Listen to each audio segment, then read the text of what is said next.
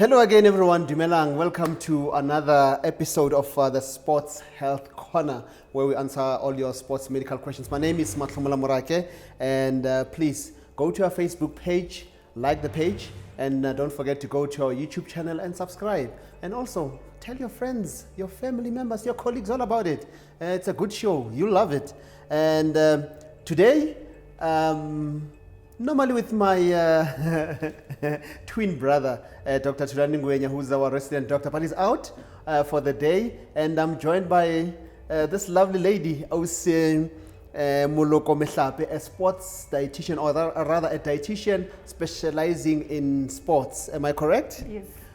Good afternoon and welcome to this the Sports Health Corner. Good afternoon, and thank you for having me. Thank you for joining us. Thank you for agreeing with us. It's a pleasure. People want to know, who is Moloko Mehlape? What does she do?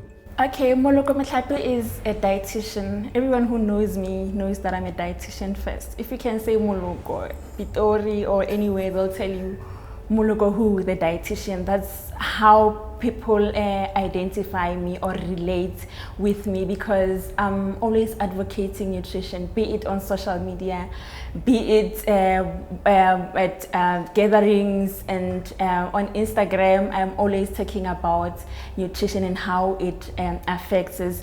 So I studied nutrition in Medical University of South Africa, Medunsa. Now it's called S01 University.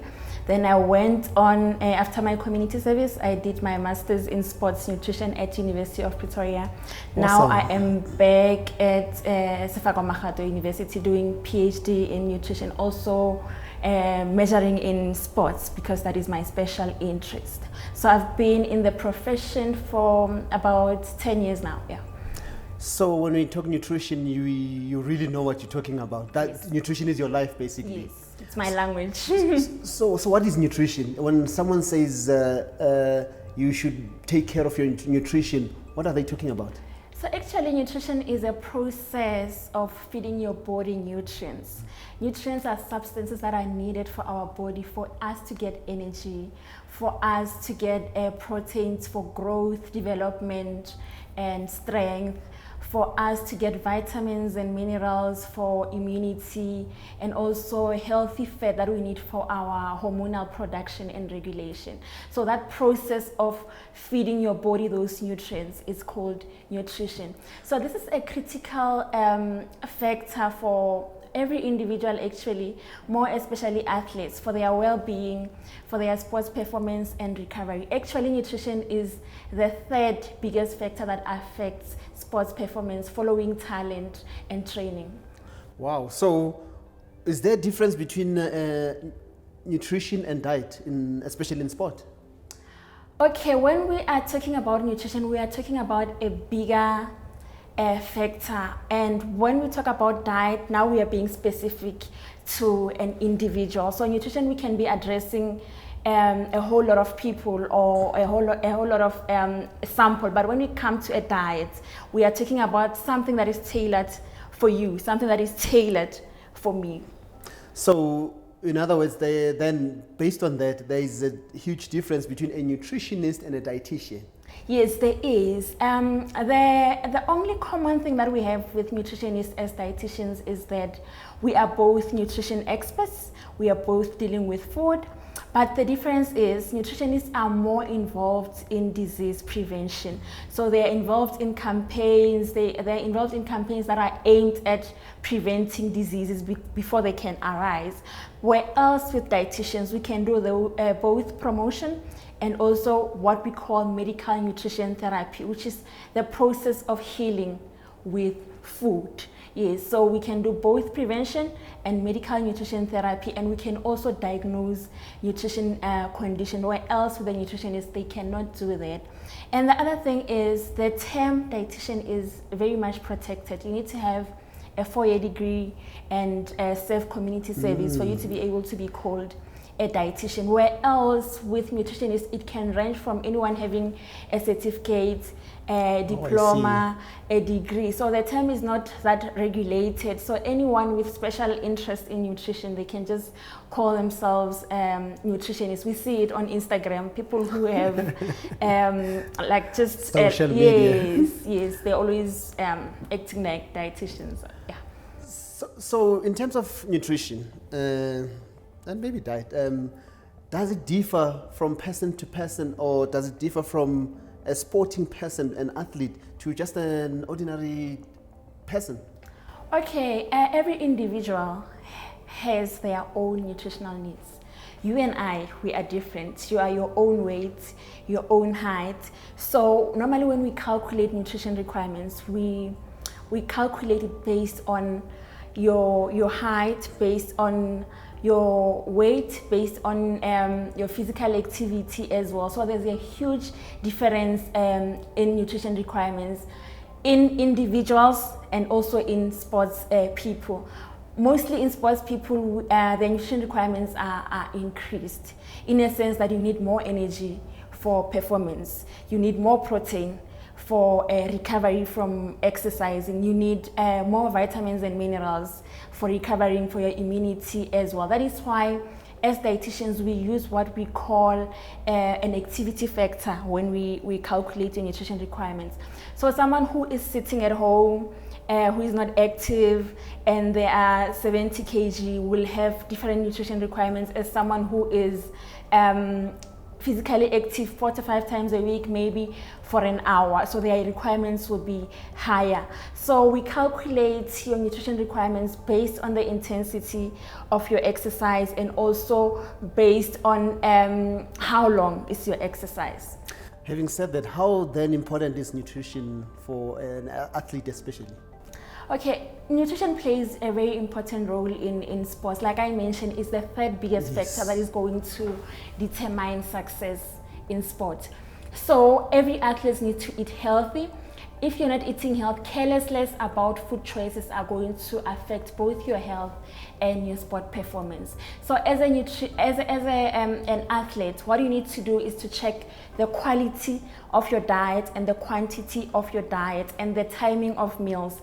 You don't just eat at any time. You time your meals so that you know that now I'm eating to fuel my body, now I'm eating for recovery, now I'm eating for strength, now I'm replacing vitamins, minerals and fluids as well. So nutrition is very important in sports, very crucial. So all that is needed for an athlete to stay in top shape. I mean, you mentioned the timing of your food and the kind of food that you eat. Yes. Because you can't eat this before you train, but also you cannot eat this after you train. So how then are athletes monitored in such instances? Okay, unfortunately we cannot monitor them, but what is in us is to educate them. Why is it important to eat like this? Why is it important to time our meals? For example, if you eat your meal at 7 a.m., your next meal is at 2. During this period you're not eating, your body starts panicking. It starts thinking wherever you are, there is hunger, there is starvation. What it does, it's going to go on a saving mode. It's going to try and save energy for tomorrow in case you starve it again. So your metabolic rate goes down. Also, when you spend too much time without eating, your blood sugar levels are going to drop. And when your blood sugar levels are low, your body will try and find a way of communicating with you to tell you that you need to eat something. You know what it does? It induces cravings. That is why when you are hungry, you don't want bread and peanut butter sandwich. You want something that is salty, something that is greasy, something that is very sweet. Is that the reason why? Yes, that is why we also say when you go grocery shopping, don't go on an empty stomach because you're going to come back with a lot of wrong things. The other thing is if you eat at 8, your next meal is at 2. By the time you eat at 2, like you're too hungry, you're going to have a mountain of food. So it's very important to have small, frequent meals, like your meals spread within the day, maybe 5 times a week. You have your breakfast, you have your morning snack, you have your lunch, you have your afternoon snack, you have your supper. Also, we will be timing the pre-exercise and the post-exercise meals as well. So as an athlete, if you're given a program, a nutrition program, and you cheat on it, how will that affect your performance? It will negatively affect your performance. Like I said, when we eat as athletes, we are saying now we are eating to fuel our body, pre-exercise meal. That is when we're eating more of our carbohydrate-based meals to fuel the exercise. And then when we eat post-exercise, we encourage more protein-based meals that have a little bit of carbohydrates so that too we can enhance recovery and also replenishing of your glycogen stores that were used up during the physical activity. But of course, we are human beings, you know, we're going to crave things that are out of our diet plan. I was just about to say, yeah. Yeah, so as a human being, sometimes you're going to crave mohodu.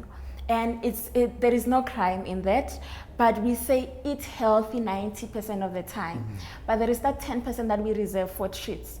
Treats are food that we like, but they are high in energy or fat or sugar, or they are high in salt, so that we are not supposed to eat them most of the time. We visit them. So if you're eating healthy 90% of the time, that little 10% one hit. I'll tell you a story. There was a time I was sitting in my office one day and the door was open and I was having 2 fat cakes. And someone passed, it's a medical center, someone passed and they witnessed a dietitian eating fat cakes. And the person took 2 steps backwards, like just to make sure they are seeing what they were seeing. So they asked me. Was that not recorded on Facebook? It wasn't.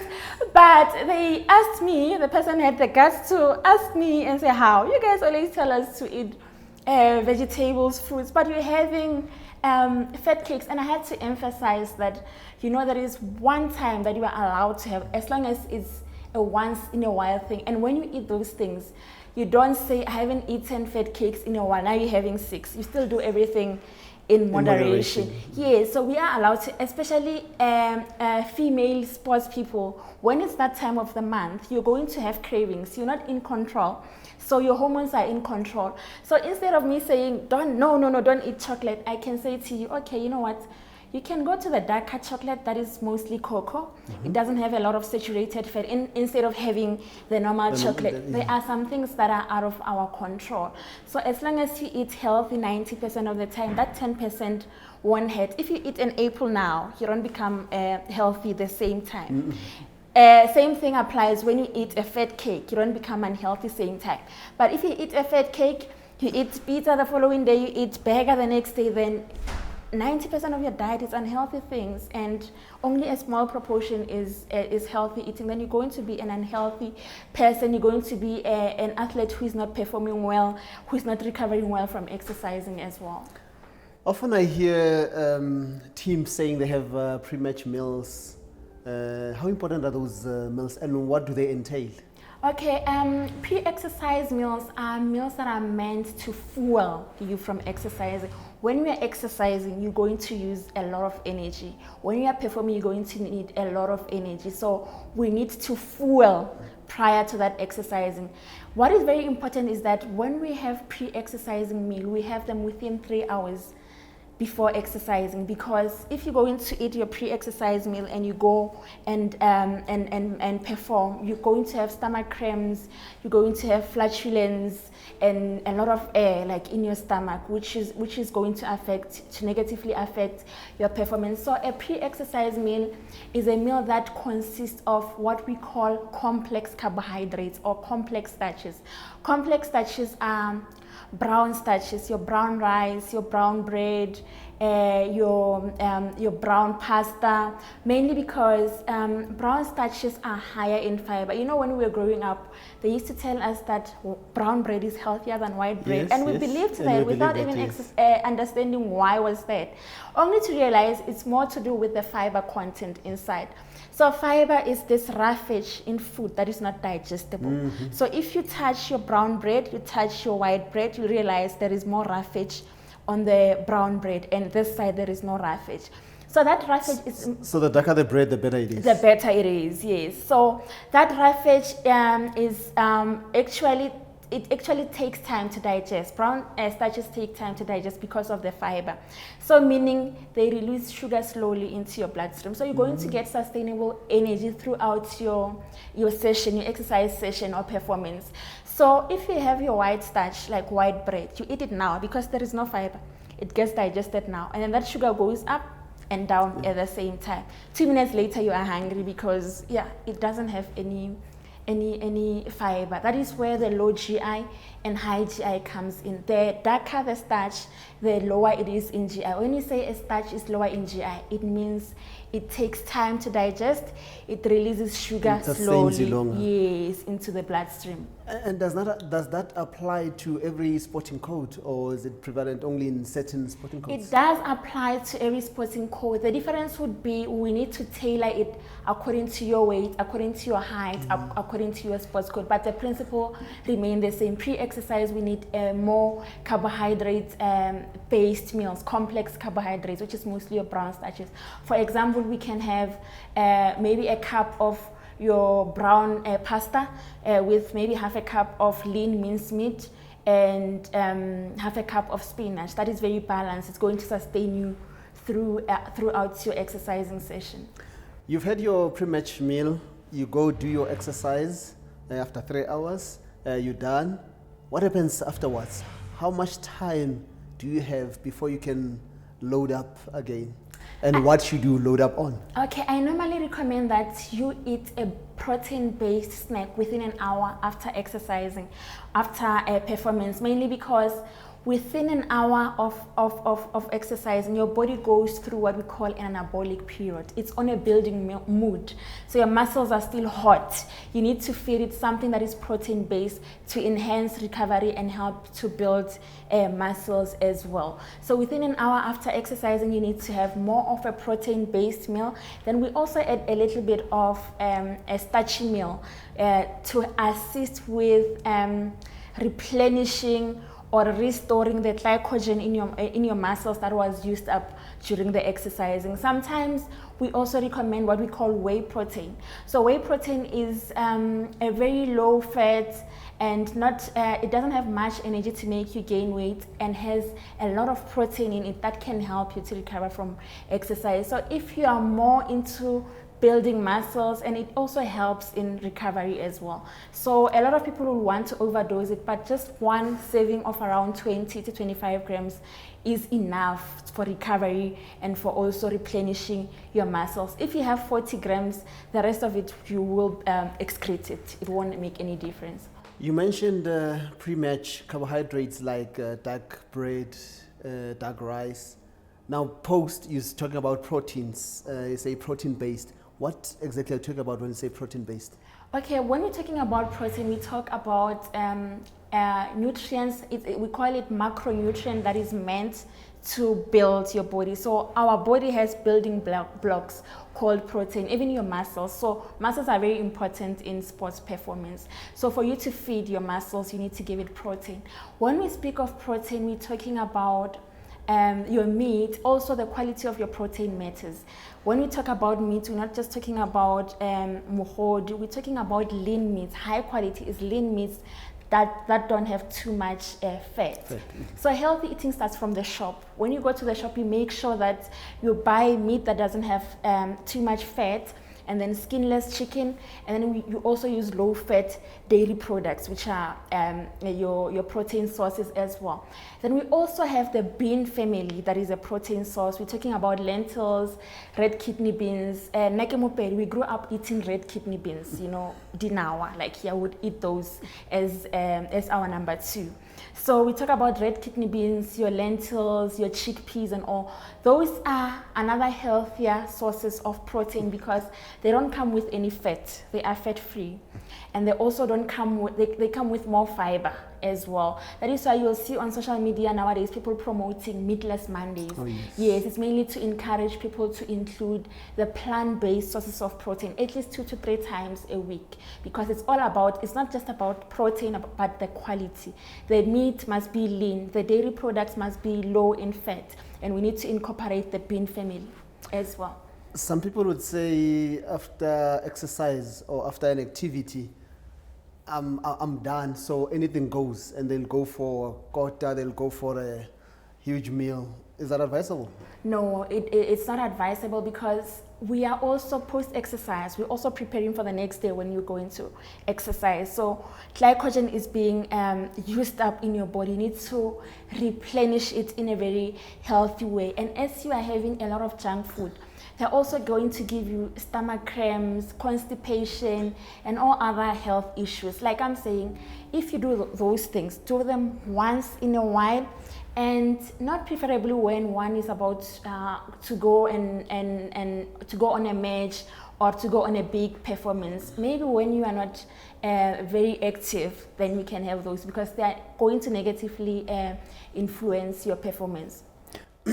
Excuse me, there are those who say, after an exercise, I don't want anything to eat. Maybe I should give myself an hour or two. What's your advice on that? We don't recommend that, because like I said, after exercising, your stores, your fuel stores, glycogen stores are being used up. They need to be replenished as soon as possible. You need to be able to recover from exercising as well.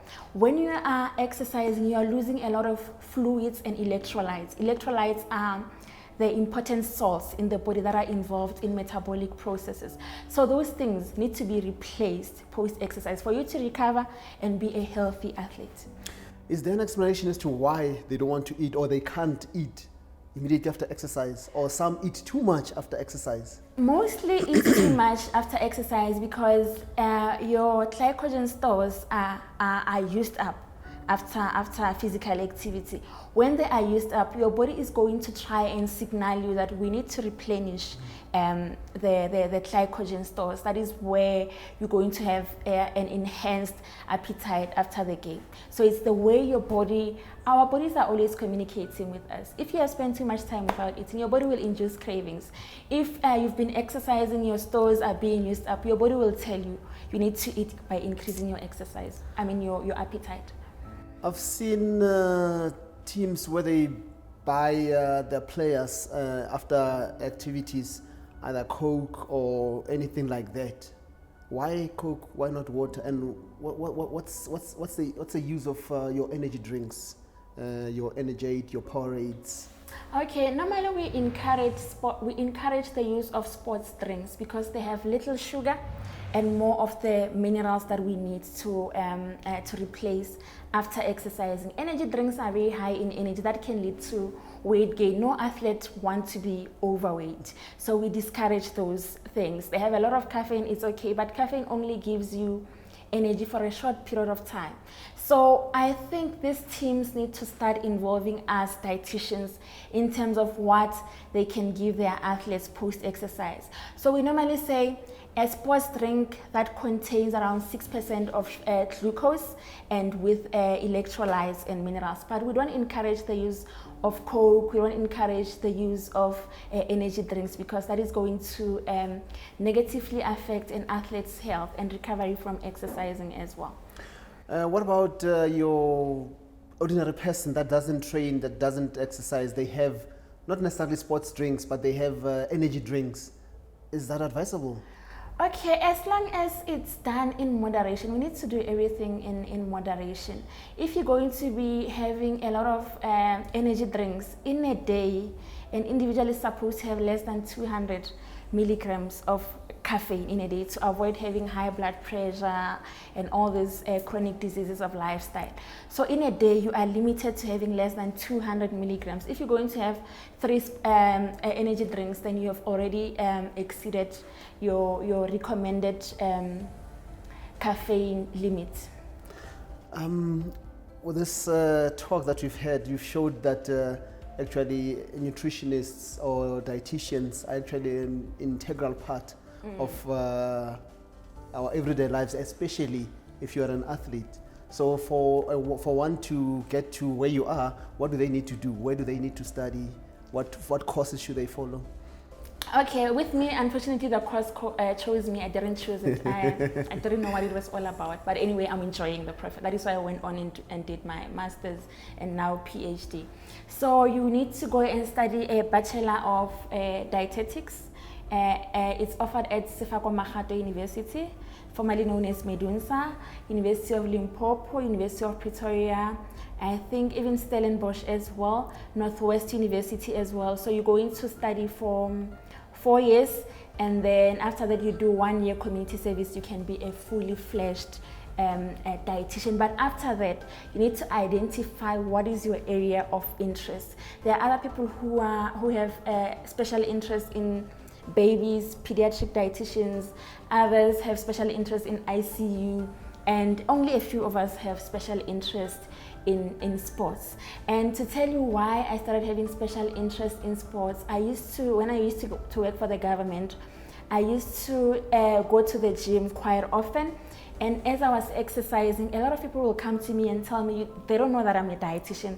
You need to try this, you need to drink this, you need to drink this. And I started wanting to know, what is the knowledge of these people who are exercising? That is why my master's topic was based on the knowledge of athletes in terms of nutrition, their practices. What do they eat after exercising? What do they eat before exercising? What measures do they use to lose weight and stuff like that? And now for the PhD, what we are trying to do is to develop a manual, because now we have identified that most athletes lack knowledge when it comes to nutrition during the masters. Now we are trying to develop a tool that is aimed at educating all these athletes and to check if it's working. So we're going to educate them before, we're going to assess their knowledge before we educate them with the tool, and educate them after, and to see if that tool is going to have any impact on their knowledge. Would you recommend this course to anyone? Definitely I will, but you need to be quite a hard worker, because now we no longer have jobs in the government sector, so you need to be in the streets. You need to open your practice, or maybe go to the academia. That is why I'm both in the academia and in sports, yes, in the private sector as well. And also in the academia, like there are certain sections, when we are marking, I always tell them, the therapeutic nutrition for sports, that section, give it to me, because that is where my interest is. All right, Moloko, thank you very much for joining us. That's all the time we have for today.